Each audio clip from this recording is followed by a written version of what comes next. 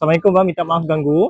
Saya ada satu soalan. Kalau anda kata abang dapat jawab dalam masa 30 second, abang akan dapat RM100. Okey, abang dah sedia bang? Dah sedia, betul? Okey. Ini soalan dia. Abang pegang bang. Pegang 9 tambah 5, jawapannya 2. Oh. Okey, tak apa, abang terus jawabnya. Okey? 9 tambah 5, jawapannya 2. Kenapa? 30 second bermula sekarang.